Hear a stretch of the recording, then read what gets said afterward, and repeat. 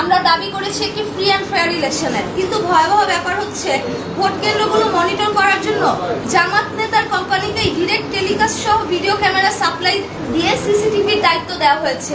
এর মাধ্যমে শিবিরকে পুরো ভোট কেন্দ্রগুলো মনিটর করার সুযোগ করে দেওয়া হয়েছে। আমাদের বিজয় ব্যাহত করতে ইউনিভার্সিটি প্রশাসন জামাত শিবিরের সাথে এক হয়ে ইলেকশন ইঞ্জিনিয়ারিং এর ব্যবস্থা করেছে। এই নির্বাচনে স্টুডেন্টদের সত্যিকার রায়ের প্রতিফলন ঘটছে না। এসবের প্রতিবাদে আমরা নির্বাচন বর্জন করতে বাধ্য হচ্ছি। তো আজকে যখন আমরা নির্বাচনের দিন আসলাম, আমরা বেশ কিছু অসঙ্গতি লক্ষ্য করলাম। এক এক আমি পয়েন্টগুলো বলছি। প্রথমত, কোন হলে এমন কালি দেওয়া হয়নি যেটা অ্যাকচুয়ালি ইলেকশনে দেওয়া হয়। প্রত্যেকটা হলের যে কালিগুলো দেওয়া হয়েছে ভোটের পর সেগুলো মুছে গিয়েছে। আপনারা দেখবেন আমাদের কারো আঙুলে কালি নেই, আমরা কিন্তু ভোট দিয়েছি। তারপরে তাজউদ্দিন হলে আমাদের ভিপি প্রার্থীকে ঢুকতে দেওয়া হয়নি এবং তার সাথে প্রচুর মিসবিহেভিয়ার করা হয়েছে। তাজউদ্দিন হলে আরো একটা অসঙ্গতি হচ্ছে, সেখানে ভোটার লিস্টে করানো ছবি নেই।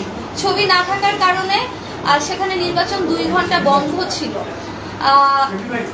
21 নং হলে ছেলেদের মব সৃষ্টি করা হয় এবং মেয়েদের জাহানারা ইমাম হলে একজন স্বতন্ত্র প্রার্থীর গায়ে হাত তোলার অভিযোগ পাওয়া যায়, সেখানেও একটি মব সৃষ্টি করা হয় এবং এই যে অভিযোগটা এসেছে কিন্তু শিবির প্যানেলের বিরুদ্ধে। আমরা যে কারণে, যে আশঙ্কার কারণে জামাত নেতার সরবরাহকৃত ওএমআর মেশিন চাইনি সাধারণ শিক্ষার্থীরা এবং আমরা সবাই মিলে প্রশ্ন তুলেছিলাম এটা বন্ধ করতে হবে এবং প্রশাসন বন্ধ করেছিল, সেই একই জামাত নেতার ব্যালট দিয়ে নির্বাচন কিন্তু গ্রহণ করা হচ্ছে।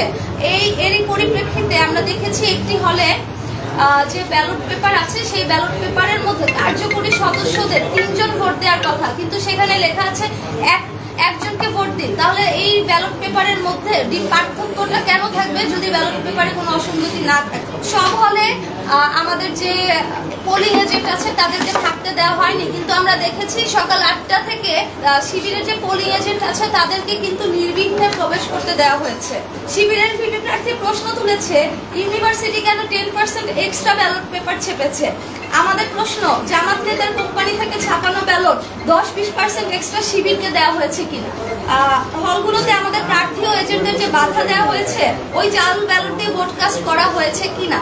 আমরা লক্ষ্য করেছি মেয়েদের হলগুলোতে আইডি কার্ড চেঞ্জ করে করে একই মেয়ে বারবার ভোট দিতে গিয়েছে, কিন্তু প্রশাসন সেক্ষেত্রে নীরব থেকেছে। আমাদের যারা ক্যান্ডিডেট আছি তাদের বিরুদ্ধে শিবিরপন্থী সাংবাদিকরাও কিন্তু খুব মিসবিহেভ করেছে, মব সৃষ্টির চেষ্টা করেছে।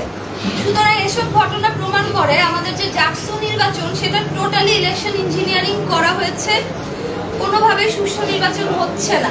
এটা একটা পরিপূর্ণ কারচুপির নির্বাচন, প্রহসনের নির্বাচন। আমরা দাবি করেছিলাম জামাত নেতার ছাপানো ব্যালট বাদ দিয়ে নির্বাচন করতে। ভিসি ও রিটার্নিং অফিসার আমাদের দাবি মানেন নাই। তারা যে কারণে জামাত নেতার সাপ্লাই করা ওএমআর মেশিনে ভোট গণনা বন্ধ করেছে, সেই একই কারণে জামাতের সাপ্লাই করা ব্যালটে ফেয়ার ইলেকশন হচ্ছে না। আমরা দাবি করেছি একটি ফ্রি অ্যান্ড ফেয়ার ইলেকশনের, কিন্তু ভয়াবহ ব্যাপার হচ্ছে ভোট কেন্দ্রগুলো মনিটর করার জন্য জামাত নেতার কোম্পানিকেই ডিরেক্ট টেলিকাস্ট সহ ভিডিও ক্যামেরা সাপ্লাই দিয়ে সিসিটিভির দায়িত্ব দেওয়া হয়েছে। এর মাধ্যমে শিবিরকে পুরো ভোট কেন্দ্রগুলো মনিটর করার সুযোগ করে দেওয়া হয়েছে। আমাদের বিজয় ব্যাহত করতে ইউনিভার্সিটি প্রশাসন জামাত শিবিরের সাথে এক হয়ে ইলেকশন ইঞ্জিনিয়ারিং এর ব্যবস্থা করেছে। এই নির্বাচনে স্টুডেন্টদের সত্যিকার রায়ের প্রতিফলন ঘটছে না। এসবের প্রতিবাদে আমরা নির্বাচন বর্জন করতে বাধ্য হচ্ছি।